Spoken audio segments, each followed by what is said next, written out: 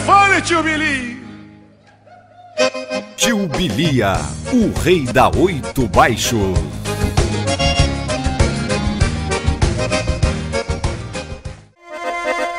Antônio Soares de Oliveira, o tio Bilia, nasceu em 5 de agosto de 1906, na localidade de Serra de Cima, hoje município de Entre Juiz. Filho de Joaquim Tertuliano de Oliveira e Belisária Soares da Cruz, começou a tocar gaita aos 10 anos de idade. Aos 12 anos, adquiriu sua primeira gaita e aos 15 já era visto animando bailes que começavam no pôr do sol e terminavam aos primeiros raios da manhã. Nessa época, era conhecido como Guri da Belisária e agradava muito. Foi tocar em um casamento. Esse casamento foi 2 dias de festa, que foi 2 irmãos e 2 irmãs que casaram o mesmo dia. O pessoal batia em palma, o gaiteiro repetia. E ele disse que nessas 2 noites de baile ele repetiu várias vezes que nem lembra. Tio Bilia revelou-se artista ao lado do pai, que era violeiro, e do irmão, que era gaiteiro. De vez em quando, era acompanhado por pandeiro e violão. Aos 18 anos, foi servir a Brigada Provisória, designado para a guarnição de São Miguel das Missões. Participou de vários combates contra as forças revolucionárias de Luiz Carlos Prestes. Mesmo assim, não desistiu da música. Daí se aproximou a Revolução, a revolta do Prestes, de Luiz Carlos Prestes. Numa certa altura lá, eles, antes de chegar em Santo Ângelo, acharam um companheiro, eles achou uma gaita. Diz, olha a gaita, Bilia. Pegou a gaita, uma gaita, ele contava até a cor da gaita e a marca. Uma gaita Onder, branca. Ele pegou a gaita e saiu tocando.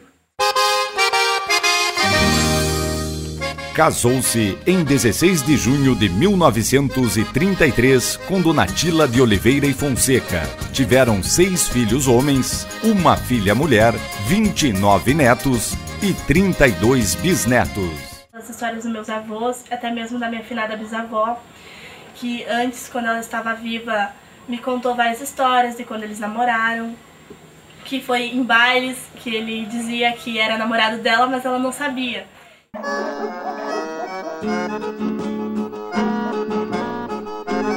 Sua carreira artística ganhou impulso na década de 1960, com o apoio do Major Bogo e dos irmãos Bertucci. Aí o patrão Bogo manifestou o desejo de que o CTG queria que o tio Bilia gravasse. E aí então ficamos, o Neide era mais velho que eu, sempre falava na frente. O Neide diz, não, nós vamos a São Paulo agora, nesse inverno, e já vamos deixar atado lá, tio Bilia. Vamos deixar atado lá para o verão que vem nós ir lá com o senhor e o senhor gravar. Diz, não podemos fazer o senhor arriscar fazer uma viagem daqui lá agora e chegar lá os homens não querer gravar. Então temos que ver isso de perto lá em São Paulo. Deixa para nós, deixa para nós. Eu sei que o Neide conseguiu, por intermédio de telefone, carta, e depois nós fomos a São Paulo. Ele gravou o seu primeiro long play no ano de 63, juntamente com Virgílio Nunes Pinheiro. Já os concursos de gaiteiros. E nesse concurso de gaiteiro, quando reunia 4, era bastante. E dos 4, ele teve a honra de tirar o primeiro lugar. Apesar de autodidata, o músico missioneiro inspirou-se em gaiteiros precursores da música gauchesca. Ele nos passou assim contando histórias ou causos que diziam na época, né, de alguns gaiteiros. Eu vou citar aqui 3 nomes, que seria Natálio, Otávio e Marculino.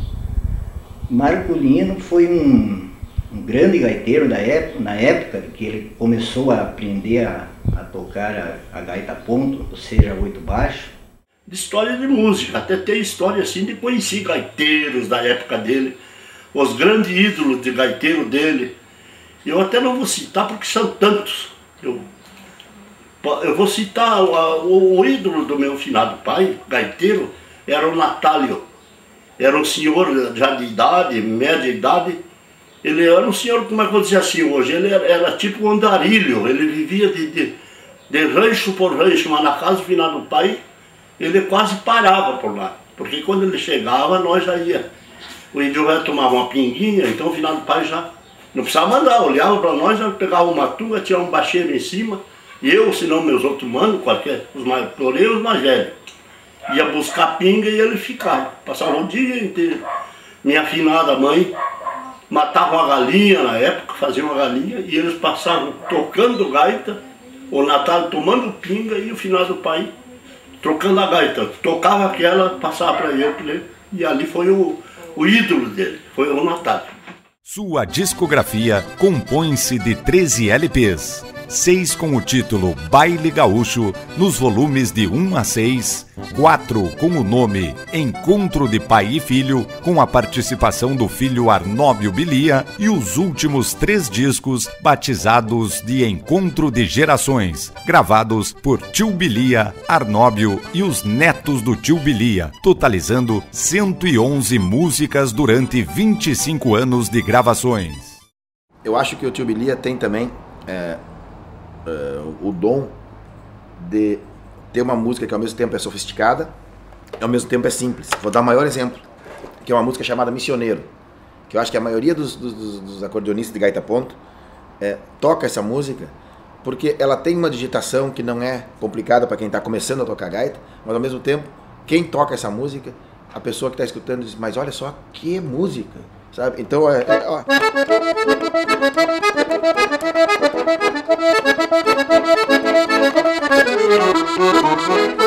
mas em especial essa parte do... É no mesmo lugar da gaita, entende? Ela não muda, mas... E ao mesmo tempo ela é belíssima. Ela tem ela foi composta com muita uma maestria. Então isso o Tio Bilia realmente tinha. Então essa foi a primeira música do Tio Bilia que eu aprendi a tocar e acabei gravando. E muitas vezes eu me acordei cedo, né? A pedido do querido vovô Tio Bilia, para levar a gaita até a cozinha, lá do fogão, para tocar algumas músicas, daí mostrar músicas que na época muitas que ele gravou e outras que ele também não gravou, né?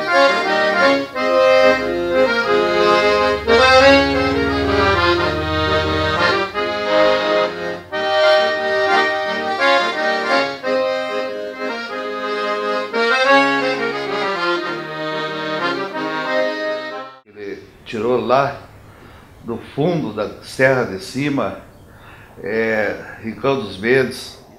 Então vamos com o bugio extraviado.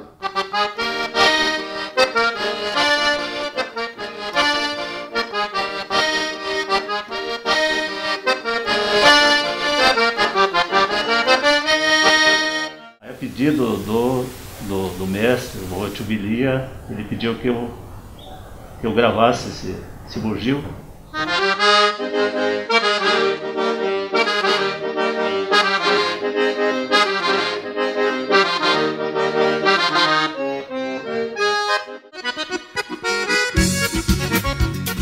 Tio Bilia acompanhou muitos conjuntos e teve suas músicas gravadas por diversos músicos, entre eles Albino Manique, Renato Borghetti, Professor Nardelli, Os Serranos, Irmãos Bertucci e muitos outros.